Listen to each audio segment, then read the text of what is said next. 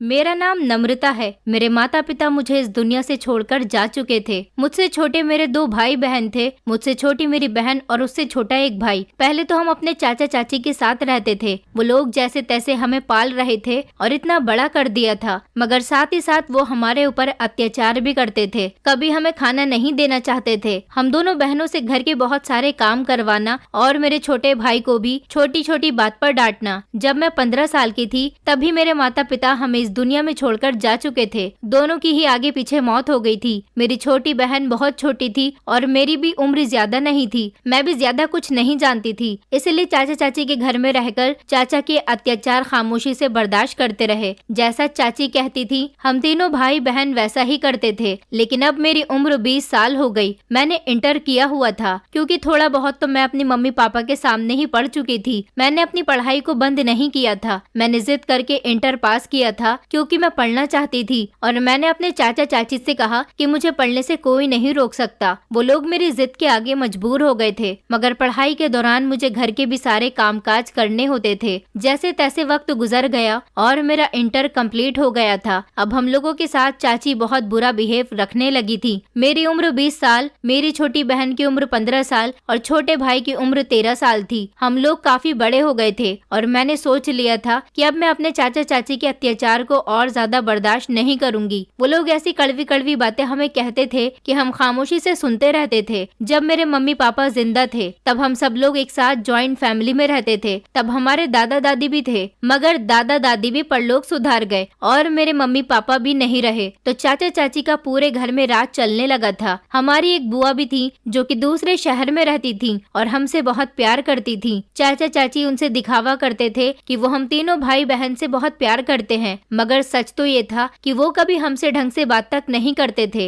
इस घर में रहते हुए कभी हम तीनों भाई बहन ने ताजी खाना नहीं खाया था। हमें हमेशा बासी ही खाना दिया जाता था। चाची हम तीनों भाई बहन को किसी भी तरह से घर से बाहर निकालना चाहती थी, इसलिए किसी न किसी बात पर मुझसे या फिर मेरी छोटी बहन से लड़ती रहती थी। मगर मैं अब बड़ी और समझदार हो गई थी, इसलिए उनकी बातें नहीं सुन सकती थी। मैंने बुआ को फोन करके सब कुछ बता दिया था कि चाची हमारे साथ किस तरह का बिहेव करती हैं और अब हम तीनों में ही इतनी हिम्मत नहीं है कि हम उनकी बातों को बर्दाश्त कर सकें। चाचा का सिर्फ एक ही बेटा था जो सिर्फ अभी 10 साल का था और स्कूल में पढ़ने के लिए जाता था। वो उसको बहुत प्यार से रखती थी। हम भी उसको अपना ही भाई मानते थे, मगर चाची हमें अपने बेटे से बातचीत नहीं करने देती थी। बुआ को जब इन सारी बातों का पता चला तो वो घर आ गई थी और इस तरह उन्होंने घर में हंगामा डाल दिया। वो मेरे पापा मतलब अपने बड़े भैया से बहुत प्यार करती थी, इसलिए उन्होंने अपने बड़े भाई का हिस्सा हम तीनों भाई बहन को दिलवा दिया था। चाचा चाची जबकि पूरा घर खुद हड़प कर लेना चाहते थे, लेकिन बुआ जी के आ जाने की वजह से उनकी सारी प्लानिंग चौपट हो गई थी। हम इस घर में नहीं रहना चाहते थे, इसलिए हमने पैसों की डिमांड की थी। चाचा ने हमें मेरे पापा के हिस्से के पैसे दे दिए थे। इस तरह बुआ जी ने भी हमें हिस्से के पैसों का एक मकान दिलवा दिया था, जो छोटा जरूर था मगर हम तीनों भाई बहन के लिए काफी था। हम यहाँ पर अपनी मर्जी के मुताबिक रहना चाहते थे, क्योंकि कभी भी हम चाचा चाची के घर में खुश और सुकून से नहीं रहे थे। अब हमें खुशी थी कि हम अपने अलग घर में आ गए थे, इसलिए अपने मुताबिक जिंदगी जिएंगे। मगर अब यहाँ आने के बाद एक नई परेशानी निकल आई थी। पहले तो हम रूखी सूखी जैसे भी खाते थे, चाचा की पैसों की कमाई खा रहे थे, लेकिन अब यहाँ हम भले ही अलग घर में रह रहे हैं, अब हमें यहाँ खिलाने के लिए पैसे कौन देगा और खाना कहाँ से आएगा। मेरी कुछ समझ नहीं आ रहा था कि अब ये सब कुछ कैसे किया जाएगा। इसलिए मैंने फैसला कर लिया था कि मैं कहीं पर नौकरी करूंगी। मैं इंटर पास थी, मुझे किसी भी स्कूल में आसानी से नौकरी मिल जाती। मैंने अपनी स्कूल की ही जान पहचान वाली दोस्त के थ्रू एक स्कूल में नौकरी करना शुरू कर दिया था, मगर वहाँ मुझे सैलरी ज्यादा नहीं मिल रही थी। एक महीने में इतने पैसे भी नहीं आते थे कि हम तीनों भाई बहन का गुजारा हो सके। मैंने अपने छोटे भाई का स्कूल में एडमिशन करवा दिया था। छोटी बहन घर में रहकर घर के कामकाज किया करती थी। उसको कम उम्र से ही घर के काम अच्छे से आते थे। जिस तरह चाची ने मुझे घर के काम में घेर दिया था, इसी तरह मेरी बहन को भी घर के काम में घेर कर रख दिया था। अपनी बहन को तो मैं खुद पढ़ाया करती थी। मैं नहीं चाहती थी कि मेरी बहन अनपढ़ रहे। मुझे अपने भाई की भी स्कूल की फीस देनी होती थी और फिर उसकी कॉपी किताबों का खर्चा। सबसे ज्यादा पैसे तो मेरे भाई की ही फीस में जा रहे थे। घर में कुछ बचता ही नहीं था। मुझे मेरी फ्रेंड ने सजेस्ट किया कि तुम्हें कहीं और नौकरी के लिए ट्राई करना चाहिए। टीचिंग ना करके तुम अगर किसी कंपनी में नौकरी करना चाहो तो तुम्हें ज्यादा पैसे मिलेंगे। मगर एक प्रॉब्लम ये थी कि मैं इंटर से ज्यादा पढ़ी हुई नहीं थी। मेरी फ्रेंड ने कहा कि फिर भी तुम तुम एक बार ट्राई करके तो देखो, लक अगर कहीं चल जाए तो जिंदगी बदल कर रख देता है। इसलिए अपनी फ्रेंड के मुताबिक मैंने किसी कंपनी में नौकरी करने के बारे में सोच लिया था। वैसे तो मैं शुरू से ही अच्छे नंबर से पास आती थी, क्योंकि मुझे पढ़ने की बहुत लगन थी। अगर मैं आगे और पढ़ती तो शायद मुझे आसानी से कहीं भी नौकरी मिल जाती, मगर क्या कर सकते हैं, चाचा चाची ने इतना कर दिया था, वही मेरे लिए बहुत था। अब मुझे कुछ भी करके कहीं और नौकरी की तलाश करनी थी, मगर कहाँ। मैंने शहर की हर अच्छी कंपनी में नौकरी के लिए इंटरव्यू देने शुरू कर दिए थे। मैंने नौकरी की तलाश में सब कुछ कर लिया था, मगर मुझे कहीं भी अच्छी कंपनी में नौकरी नहीं मिल पा रही थी। मैं बहुत मायूस हो गई थी। मेरे बहन भाई मुझे हमेशा समझाते थे कि दीदी परेशान मत हो, भगवान कोई न कोई सॉल्यूशन जरूर निकाल देंगे, और वैसे भी सब्र का फल हमेशा मीठा होता है। आपको मायूस नहीं होना चाहिए। आप तो हमारी बहुत हिम्मत वाली बहन हो। अगर आपने हिम्मत तोड़ दी तो हम दोनों भाई बहन का क्या होगा। हम गरीबों के पास सिर्फ भगवान पर भरोसा रखने के अलावा कुछ नहीं था। मेरे भाई बहन का साथ और प्यार मेरे साथ था। मैं जानती थी कि एक न एक दिन मुझे अच्छी नौकरी जरूर मिल जाएगी, मगर अब परेशानी ये थी कि मैं अपने भाई बहन के लिए खाने के लिए कहाँ से लाती। घर खरीदने के बाद मेरे पास पैसे खत्म हो चुके थे। मैंने फिर भी अपने लिए कोशिश जारी रखी थी।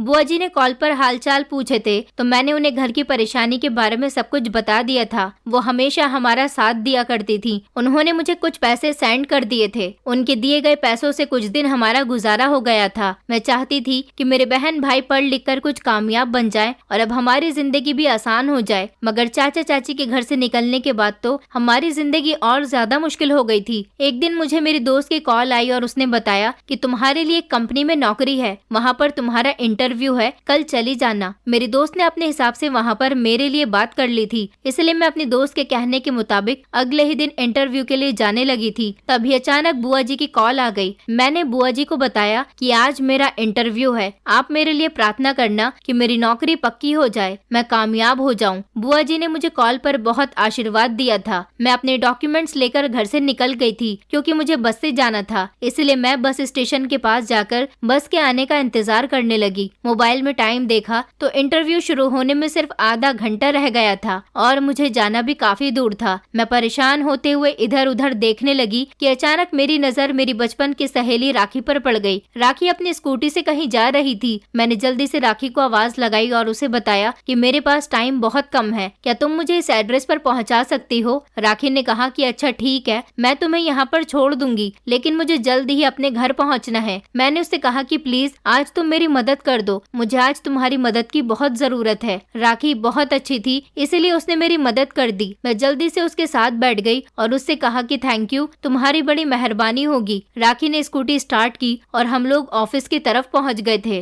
राखी बहुत तेज रफ्तार के साथ मुझे यहाँ लेकर आई थी। 5 मिनट पहले ही मैं ऑफिस के गेट पर पहुंच गई थी। मुझसे पहले भी वहाँ पर काफी सारे लोग इंटरव्यू दे चुके थे और इंटरव्यू देने के लिए अभी एक लड़का और एक लड़की वहाँ पर बैठे हुए थे। इन दोनों के बाद मेरा नंबर आने वाला था। मैंने गहरी सांस भरी और सोचा कि मैं बिल्कुल सही टाइम पर आ गई हूँ। आज राखी ने मेरी बहुत मदद कर दी थी, भगवान उसका भला करे, नहीं तो मैं आज लेट हो जाती और मेरा इंटरव्यू भी देर से होता। आज पहले ही दिन मेरी यहाँ पर इंसल्ट हो जानी थी और फिर शायद मुझे नौकरी भी नहीं मिलती। मैं यही सब सोच रही थी कि अंदर से 15 मिनट बाद मेरे नाम की आवाज आ गई थी। मैंने अपना नाम सुना तो मैं थोड़ी नर्वस हो गई थी और फिर मैंने भगवान को याद किया और फिर मैं केबिन के अंदर चली गई थी। जाते ही मेरी नजर सामने की तरफ गई तो लगभग एक 50 साल की उम्र के आदमी बैठे हुए थे और उनके बराबर में ही चेयर पर मेरी उम्र का एक लड़का बैठा हुआ था, जो देखने में बहुत हैंडसम और स्मार्ट था। सामने बैठे एक आदमी ने मुझसे मेरी फाइल मांगी थी, शायद वो वहाँ के बॉस थे। मेरी फाइल खोलते हुए वो मुझसे कुछ सवाल करने लगे। उन्होंने जब मेरे डॉक्यूमेंट्स चेक किए तो वो कहने लगे, तुमने सिर्फ इंटर किया हुआ है, लेकिन हमारे यहाँ तो नौकरी के लिए पढ़े लिखे लोगों की जरूरत है। उनकी बात सुनकर मैं हैरान हुई थी, बल्कि शर्मिंदा भी हो रही थी। मैंने उनको सच सच बता दिया था कि मेरी पढ़ाई किस वजह से रुक गई थी, क्योंकि मैं झूठ नहीं बोलती थी। मैं झूठ बोलकर किसी को भरोसे में रखने वालों में से नहीं थी, जबकि सच बोलकर मैं अपना किनारा कर लिया करती थी। मेरी सारी बातें सुनने के बाद और मेरे डॉक्यूमेंट चेक करने के बाद सर ने साथ बैठे हुए इस लड़के को मेरे डॉक्यूमेंट थमा दिए थे। उसने एक नजर मेरे डॉक्यूमेंट की तरफ देखा और फिर मेरी तरफ देखकर मुस्कुराने लगा। मैं उसकी इन हरकतों से बेहद कंफ्यूज हो रही थी। इसी घबराहट में मैं उस लड़के और उनके सामने बैठे हुए सर को देखे जा रही थी और मन ही मन बार बार यही प्रार्थना कर रही थी कि ये लोग मुझे जॉब दे दें। उन दोनों ने आपस में कुछ देर डिस्कस किया था और इसी तरह से डिस्कस करने मारने के बाद सर ने मुझे बाहर इंतजार करने के लिए कह दिया था। मुझे पक्का यकीन था कि ये लोग मुझे नौकरी नहीं देंगे क्योंकि ये बड़ी कंपनी थी। यहाँ पर इन लोगों को मुझसे भी अच्छी वर्कर मिल सकती थी। मेरी भले ही एजुकेशन ज्यादा नहीं थी मगर मैं बहुत टैलेंटेड और इंटेलिजेंट लड़की थी। हमारे स्कूल में कंप्यूटर भी सिखाया जाता था, इसलिए मुझसे कंप्यूटर चलाना भी आता था। मुझे नहीं लगता था कि ये जॉब मुझे मिलेगी। मैं निराश होकर अपना उदास चेहरा लिए बाहर आकर बैठ गई थी। इतनी ही देर में दोबारा से मेरा नाम लेकर मुझे अंदर बुलाया गया। जैसे ही मेरा नाम पुकारा गया मैं फौरन ही केबिन की तरफ चली गई। अंदर जाते ही सामने कुर्सी पर बैठे हुए सर ने मुझे मेरी फाइल देते हुए कांग्रेचुलेशंस कहा और कहने लगे कि कल से आप अपनी जॉब ज्वाइन कर सकती हो। सर का इतना कहना था कि मेरी खुशी का कुछ ठिकाना ही नहीं रहा। मैं तो समझो खुशी से पागल ही हो गई थी क्योंकि ये मेरे लिए बहुत बड़ी खुशी की बात थी। इतनी बड़ी कंपनी में नौकरी करना मेरी खुशकिस्मती थी। मैंने सर को थैंक यू कहते हुए उस लड़के के चेहरे पर भी ध्यान दिया था। वो अपने मोबाइल में शायद कुछ कर रहा था। वो सर का ही बेटा था और उसको भी थैंक यू बोलकर मैं केबिन से बाहर निकल आई थी। वापस आने पर सारे रास्ते मेरे दिल में खुशी ही खुशी थी कि जब मैं घर जाकर अपने भाई बहन को ये खुशी सुनाऊंगी तो वो भी खुशी से पागल हो जाएंगे। मेरी इस जॉब का सबसे बड़ा क्रेडिट राखी को जाता था, जिसने आज मेरी हेल्प करके मुझे टाइम पर ऑफिस पहुंचा दिया था। इसलिए मैंने रास्ते में सबसे पहले मिठाई खरीदी और मैं राखी के घर चली गई थी। मैंने मिठाई का डब्बा खोलकर राखी और उसकी माँ का मुंह मीठा करवाया और उन्हें बताया कि मेरी जॉब लग गई है। राखी की मम्मी ने मुझे आशीर्वाद दिया और गले से भी लगाया था। राखी की मम्मी मुझे अच्छे से जानती थी। उनको पता था कि मैं किस परेशानी भरे हालात से गुजर रही थी। राखी भी बहुत खुश थी। मुझे देखकर उसने कहा कि चलो मैं तुम्हें तुम्हारे घर अपनी स्कूटी से छोड़ आती हूँ। मैंने राखी से कहा कि नहीं नहीं, आज तुमने मुझे ऑफिस तक छोड़ दिया था, यही मेरे लिए बहुत बड़ी मेहरबानी है। मेरे लाख मना करने के बावजूद भी वो नहीं मानी थी और मुझे घर के दरवाजे पर छोड़कर चली गई थी। मैंने उसे घर के अंदर बुलाया मगर उसे कोई काम था इसलिए वो अंदर नहीं आ सकी थी। जैसे ही मैं घर के अंदर गई, मेरे चेहरे की मुस्कुराहट और खुशी देखकर मेरे छोटे भाई बहन को भी इस बात का आइडिया हो गया था कि मेरी जॉब लग गई है। मेरे हाथ में मिठाई का डब्बा था। मैंने सबसे पहले अपने दोनों भाई बहन को गले लगाया, उनका मुंह मीठा करवाया और कॉल करके बुआ जी को भी ये गुड न्यूज दी थी। मेरी बुआ और मेरे बहन भाई मेरी इस कामयाबी से बहुत खुश थे। मेरा छोटा भाई तो मिठाई का डिब्बा लेकर आस पड़ोस के घरों में बांटने के लिए चला गया था। मैंने अपने भाई को रोकने की कोशिश की थी और कहा था कि ये मिठाई मैं तुम्हारे लिए लेकर आई हूँ, इसे तुम खा लो। मेरे पास पैसे कम थे इसलिए मैं कम मिठाई लेकर आई हूँ। मेरा भाई कहने लगा, दीदी पैसों की क्या औकात है, दिल बड़ा होना चाहिए। मैं अपने पड़ोसियों का इसी मिठाई से थोड़ा थोड़ा मुंह मीठा करवा दूंगा ताकि उन लोगों को भी तो पता चले कि मेरी दीदी की जॉब लग गई है। अब हमारे घर की सारी परेशानियां दूर हो जाएंगी और मैं भी आपकी तरह पढ़ लिख कर बड़ी कंपनी में नौकरी करूंगा। मेरा भाई उम्र में छोटा जरूर था मगर बहुत अच्छी अच्छी और समझदारी की बातें करता था। मेरी बहन भी खुश थी।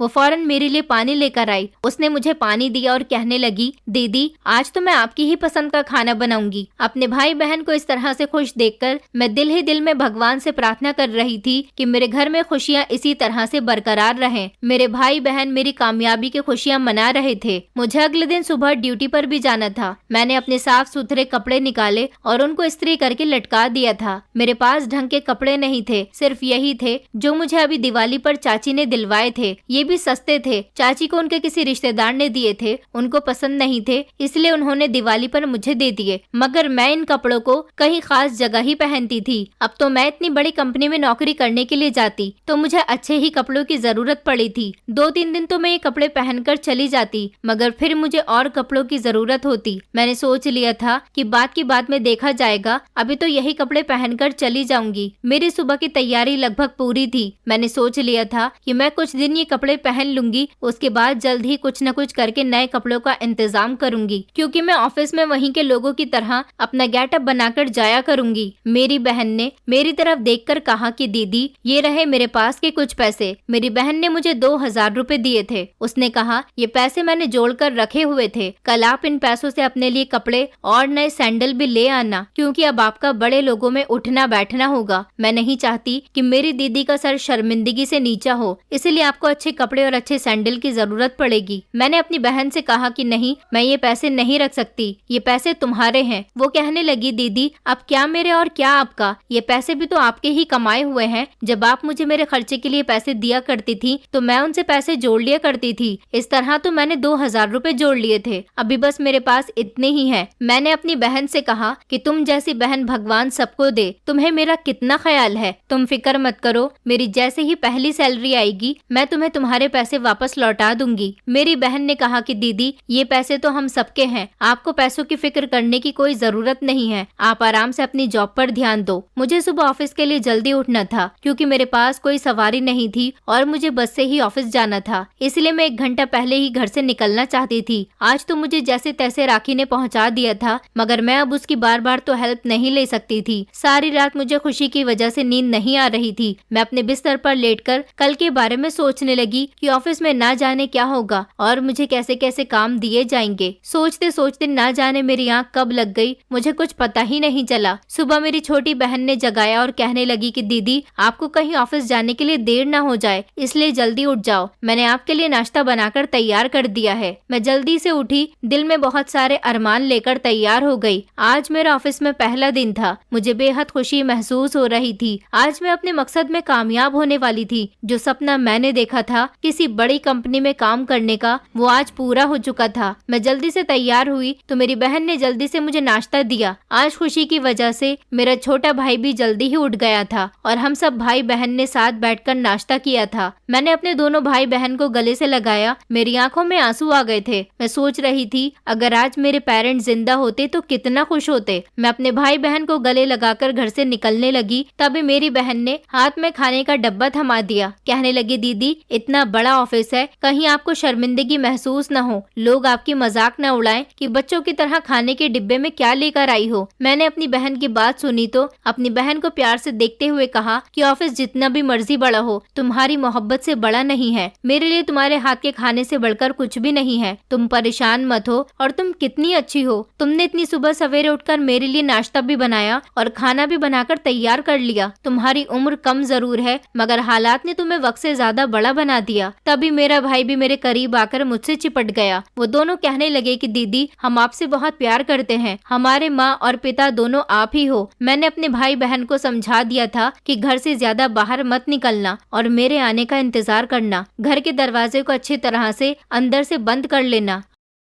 अपने भाई बहन को समझाने के बाद मैं घर से निकल गई थी। मैं बस स्टॉप पर जाकर बस का इंतजार कर रही थी। कुछ ही देर में बस आ गई और मैं उसमें बैठकर ऑफिस के लिए निकल गई। मैं ऑफिस में 15 मिनट पहले पहुंच गई थी। अभी ऑफिस में कम लोग ही आए थे और मैं भी जाकर वेटिंग रूम में बैठ गई और सर के आने का इंतजार करने लगी। देखते ही देखते पूरा ऑफिस काम करने वालों से भर गया। इतना बड़ा ऑफिस था, चारों तरफ लोग ही लोग नजर आ रहे थे। इतनी भीड़ देखकर पहले तो मैं घबरा गई, लेकिन फिर अपने दिल को समझाने लगी कि अब मेरा काम यही है और इसी से ही मुझे अपने आप को और अपने बहन भाई को पालना है, इसलिए मुझे पूरे कॉन्फिडेंस के साथ ये काम करना है। कुछ ही देर में मुझे ऑफिस में बुलाया गया। मैं जैसे ही ऑफिस में गई तो मुझे बहुत घबराहट महसूस हो रही थी। सर ने मुझे पहले दिन नौकरी पर आने के लिए बधाइयाँ दी। मेरे हाथों में मेरी कुछ फाइल्स पकड़ाई और कहा कि इन पर काम करना शुरू कर दो। मैंने अपना काम पकड़ा और अपने केबिन में लौट आई थी। मेरा केबिन बहुत ही खूबसूरत था। इतना बड़ा कमरा, आरामदेह कुर्सी और एसी भी लगा हुआ था। मैं अपने केबिन में बैठकर बहुत खुश हो रही थी।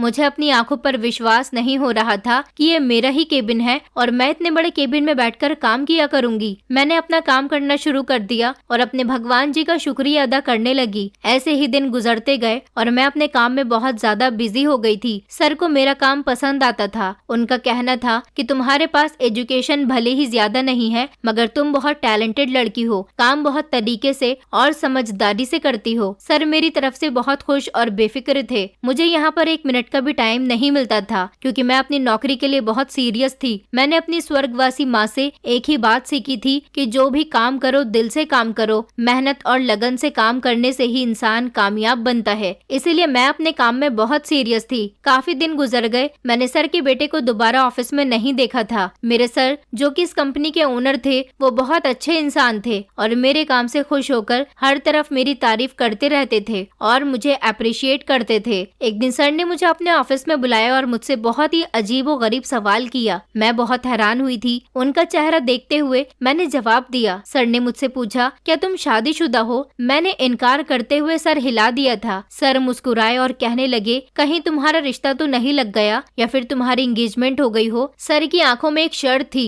वो मेरी तरफ देखकर मुस्कुरा रहे थे। मैंने नजर झुकाकर जवाब दिया कि जी नहीं सर। सर मेरी बात पर बहुत खुश हुए और कहने लगे, तुम्हारी फैमिली में कौन कौन है। मैंने सर को बताया कि मेरी फैमिली में मेरे 2 छोटे भाई बहन के अलावा कोई भी नहीं है, क्योंकि मेरे पेरेंट्स इस दुनिया से जा चुके हैं और अपने भाई बहन का ख्याल मैं ही रखती हूँ। सर के सवाल बहुत ही अजीबोगरीब थे। अब की बार उन्होंने जो सवाल किया उसने तो मेरे होश ही उड़ा दिए थे। सर ने कहा, शादी के बाद तुम्हारे लिए तुम्हारा पति ज्यादा इम्पोर्टेंट होगा या फिर तुम्हारे भाई बहन। मैंने सर को इस बार एक टूक जवाब दिया था। मैंने कहा, सर मेरे भाई बहन मेरे लिए बहुत जरूरी है, क्योंकि उनके सर पर माता पिता का साया नहीं है। अगर मेरा पति मुझसे प्यार करने वाला होगा तो मेरे भाई बहन को भी अपना भाई बहन समझेगा। ये देखकर कि उनका इस दुनिया में मेरे अलावा कोई नहीं है। और रही मेरी बात, तो जितना हक एक पत्नी का एक पति पर होता है, मैं उसके साथ वो सारे हक अदा करूंगी, और जितना हक एक बहन का अपने भाई बहन के लिए होता है, मैं वो सब भी अदा करूंगी। मैं किसी भी रिश्ते में कोई कमी नहीं करना चाहती, क्योंकि मैं एक ऐसी लड़की हूँ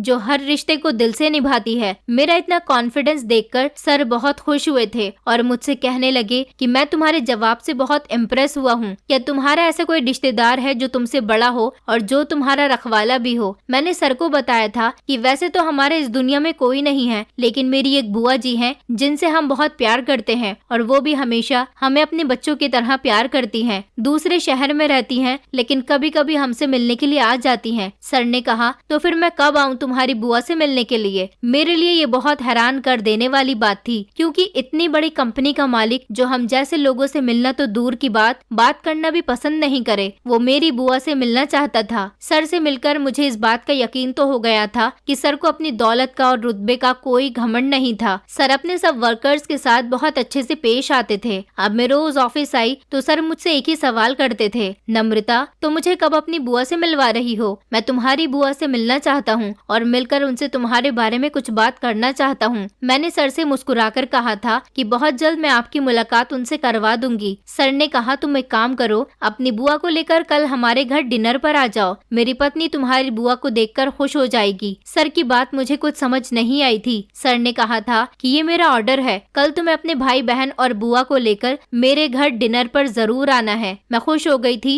मुझे लग रहा था कि मेरी काबिलियत और मेरे काम की वजह से सर मुझसे इम्प्रेस हुए हैं, इसलिए सर ने मुझे और मेरी फैमिली को इनवाइट किया है। लेकिन यहाँ तो मामला ही कुछ और था। मैं अपनी बुआ और अपने छोटे भाई बहन के साथ सर के घर चली गई थी। मैं जैसे ही सर के घर पहुंची तो सर का घर बहुत खूबसूरत था, बिल्कुल किसी महल के जैसा। सर के घर की दीवार पर उनके बेटे की फोटो लटकी हुई थी। ये वो ही था जिसको मैंने इंटरव्यू के दौरान देखा था। मैं सबको लेकर वेटिंग रूम में बैठ गई थी। ज्यादा देर इंतजार न करवाते हुए सर और उनकी वाइफ आ गए थे। सर की वाइफ भी बहुत खूबसूरत थी। वो दोनों पति पत्नी मेरी बुआ और बहन भाई से अच्छे तरीके से मिले और उनके सामने मेरी ढेर सारी तारीफ करने लगे। सर की पत्नी की आदत भी बहुत अच्छी थी। वो बार बार मुझे बेटी बेटी कहकर पुकार रही थी। बुआ जी भी ये सब देखकर बहुत खुश हुई। इतनी ही देर में सर ने मेरी बुआ से एक ऐसी बात कही जिसे सुनकर मेरे तो होश भी उड़ गए थे। सर ने कहा कि मुझे घुमा फिराकर बात करने की आदत नहीं है, इसलिए साफ साफ बात कर देता हूँ। मुझे नम्रता बहुत पसंद आई है। इंटेलिजेंट है, सिंपल है, मासूम है और बहुत ही कॉन्फिडेंशियल है। इस हिसाब से तो मुझे और मेरी पत्नी को आपकी बेटी बहुत पसंद आई है। इतनी ही देर में सीढ़ियाँ उतरता हुआ वो हैंडसम लड़का जो सर का बेटा था हमारी ही तरफ आ रहा था और आकर सर के पास खड़ा हो गया। सर की पत्नी ने उसे अपने पास बैठने के लिए कहा था तो वो बैठ गया था। सर ने अपने बेटे की तरफ इशारा करते हुए कहा कि ये नितिन है, मेरा इकलौता बेटा। मुझे अपने बेटे के लिए नम्रता पसंद आ गई है। ये बात सुनते ही मेरे तो होश उड़ गए थे। कहाँ सर का बेटा और कहाँ मैं एक मामूली सी लड़की। बुआ जी और मेरे भाई बहन भी सर की इस बात को सुनकर घूम गए थे। वैसे तो मैं खूबसूरत थी, मुझ में कोई कमी नहीं थी, मगर सर के हैंडसम और अमीर बेटे को तो बहुत अच्छी लड़की आसानी से मिल सकती थी। सर की पत्नी ने बुआ जी से कहा कि हम अपने बेटे की शादी नम्रता से करना चाहते हैं, उसे अपने घर की बहू बनाना चाहते हैं, अगर आपकी इजाजत हो तो। उनकी बात सुनकर तो जैसे मेरे भाई बहन और बुआ जी के चेहरे पर मुस्कान आ गई थी। वो तो खुशी से पागल ही हो गए थे, लेकिन मेरी मर्जी जाने बिना बुआ जी इस रिश्ते के लिए हाँ नहीं कर सकती थी, इसलिए उन्होंने सर से कुछ समय मांग लिया था। उन्होंने कहा था कि हमें आज ही जवाब चाहिए, इसलिए वो तीनों वहाँ से चले गए थे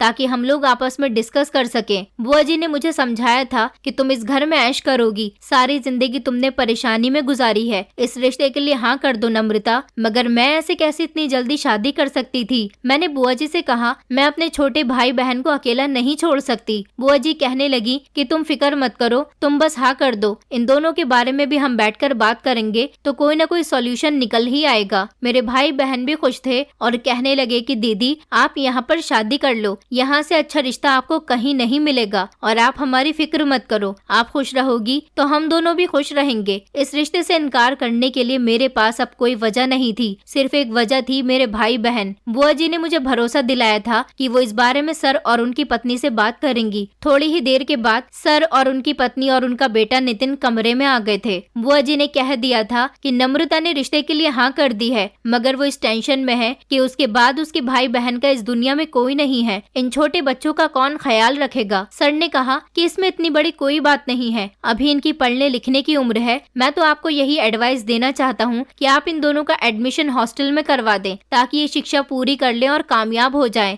मैं खुद उनकी पढ़ाई की जिम्मेदारी लेता हूँ और हर महीने में उनको इनके खर्चे के लिए 1 लाख रुपया दिया करूँगा। ये बात सुनकर तो मेरे होश उड़ गए थे, इससे अच्छी और क्या बात हो सकती थी। मैंने इस रिश्ते से फौरन हाँ कर दी और मेरे भाई बहन जो अपनी शिक्षा पूरी करना चाहते थे, इस तरह उनका काम भी आसान हो गया था। इस तरह खुशी खुशी मेरा रिश्ता फिक्स हो गया था और कुछ दिनों के बाद ही मेरी शादी नितिन के साथ हो गई थी। शादी के बाद मुझे पता चला था कि मेरा पति बहुत घमंडी और बदतमीज लड़का था। जितना वो स्मार्ट था उतना ही उसका दिल काला था। वो मुझे खुद से नीचा समझता था, बात बात पर मुझे डांटता था और ये जाहिर करता कि मैं गरीब लड़की थी। उसके माता पिता ने मुझ पर एहसान करके उसकी पत्नी बना दिया और इस घर में उसकी पत्नी के रूप में बहू बना दिया। उसे मेरा कोई भी काम पसंद नहीं आता था, वो मुझे बिल्कुल नौकरानियों की तरह ट्रीट करता था। मेरी अब समझ आ गया कि उसके माता पिता ने मेरी शादी उसके साथ क्यों करवाई थी, जबकि वो तो एक अच्छी लड़की डिजर्व करता था। कभी वो मुझे अपने दोस्तों के सामने बुलाकर जलील करता कि देखो ये रही मेरी पत्नी जो एक गरीब परिवार की है, मेरे और मेरे पापा की बदौलत है जो आज इस घर में रह रही है। उसके दोस्त मेरी खूब मजाक उड़ाते थे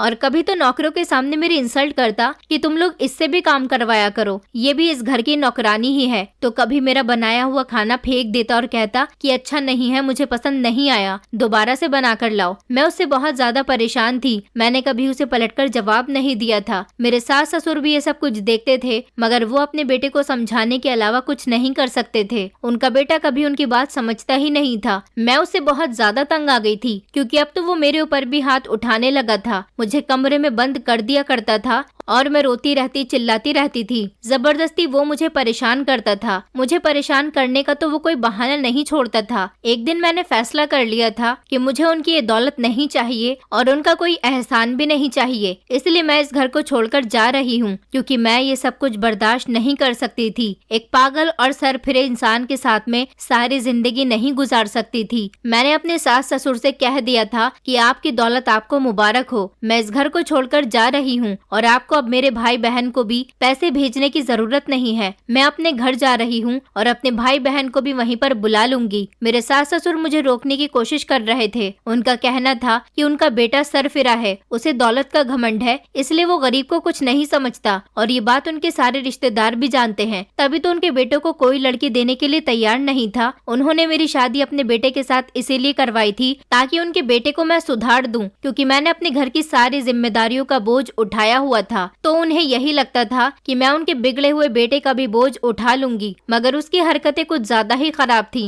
वो मुझे अपनी पत्नी एक्सेप्ट नहीं कर पाया था। तो फिर उन्होंने कैसे सोच लिया कि मैं उसके साथ सारी जिंदगी इस तरह गुजार दूंगी और उसको सुधार दूंगी। जो लड़का अपने माता पिता की बात नहीं सुनता वो मुझ जैसी गरीब लड़की की बात कैसे सुन सकता था जो खुद गरीबों से नफरत करता था। अपने सास ससुर के कहने पर मैं इस घर में रुक गई थी, मगर मैंने फैसला कर लिया था कि मैं जल्दी यहाँ से चली जाऊंगी। उनका कहना था कि मैं उनके बेटे को मौका दूं, शायद वो धीरे धीरे खुद ठीक हो जाएगा, इसलिए मैं उनके कहने के मुताबिक घर में ठहर गई थी। एक दिन मेरे पति ने मुझे मारने का प्लान बनाया था। वो मुझसे किसी तरह छुटकारा पाना चाहता था। उसने मुझसे शादी भी अपने माता पिता के कहने पर ही की थी। वो मुझे कोई पसंद नहीं करता था और न ही उसे मुझ में कोई इंटरेस्ट था। उसके माता पिता ने जिद कर ली थी कि अगर उसने शादी नहीं की तो वो उसे छोड़कर चले जाएंगे और फिर वो अकेला रह जाएगा। बस यही वजह थी कि वो अपनी शादी करने पर मजबूर हो गया था, मगर उसने सोच लिया था कि शादी के बाद वो अपनी पत्नी को इतना परेशान करेगा कि वो खुद ही इस घर से चली जाएगी। वो शादी ही नहीं करना चाहता था। मैं तो गरीब लड़की थी, अगर कोई अमीर लड़की भी होती तब भी वो उसे तंग करता। एक दिन मेरे सास ससुर ने कहा था कि वो अपने किसी रिश्तेदार के यहाँ जा रहे हैं, इसलिए घर में सिर्फ मैं और मेरे पति ही अकेले थे। मैं अपने पति से ज्यादा बात नहीं करती थी।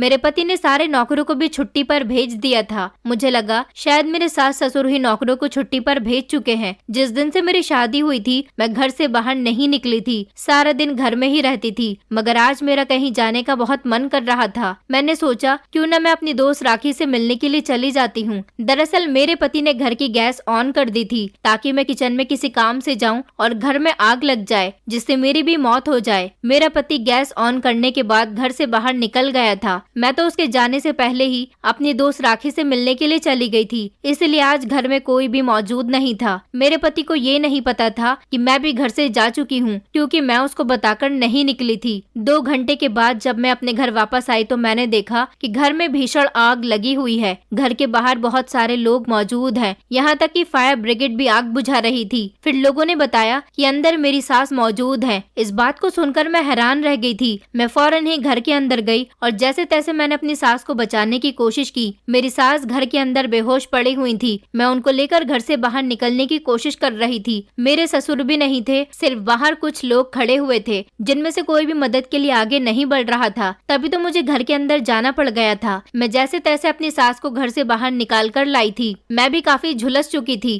थोड़ी देर के बाद जब मेरे ससुर आए तो उन्होंने हम दोनों को अस्पताल में भर्ती करवाया था। भगवान की कृपा से हम दोनों की जान तो बच गई थी, मगर हम दोनों काफी बुरी तरह से झुलस गए थे और अपनी सास से ज्यादा मैं झुलसी हुई थी। मुझे इस तरह से झुलसा हुआ देखकर मेरा पति अस्पताल में बहुत शर्मिंदा हुआ था। उसने मेरे आगे हाथ जोड़ लिए थे और कहने लगा कि मुझे माफ कर दो नम्रता, घर में आग मेरी वजह से ही लगी थी। मैंने सोचा मम्मी पापा नहीं है, इसलिए आज मौका देखकर मैं तुम्हारी जान ले लेता हूँ। मैंने घर की गैस ऑन छोड़ दी थी और मैं घर से बाहर निकल आया था। मुझे लगा कि तुम घर में ही हो। मैं अपने घर के आसपास से ही घर का नजारा देख रहा था। मैं तुम्हें अपनी आंखों से मरता हुआ देखना चाहता था और तभी अचानक मम्मी आई और घर के अंदर चली गई। मैं मम्मी को रोकने के लिए उनके पीछे गया, तभी घर में आग लग गई थी। शायद मम्मी किसी काम से घर आई थी। मैं इतना डर गया था कि मैं अपनी मम्मी को नहीं बचा सका। मगर जब मैंने देखा कि तुम हिम्मत करके मेरी मम्मी को अंदर बचाने के लिए गई हो तो मुझे खुद पर शर्म महसूस होने लगी थी। तुम्हारा बहुत बहुत शुक्रिया, तुमने मेरी माँ की जान बचाई। मैं तुमसे अपनी सारी गलतियों की माफी मांगता हूँ। प्लीज मुझे माफ कर दो। मैंने तुम्हारे साथ बहुत गलत किया। भगवान मुझे मेरे किए की सजा जरूर देगा। मेरा पति हाथ जोड़कर खड़ा हुआ बहुत शर्मिंदा हो रहा था। उस दिन के बाद से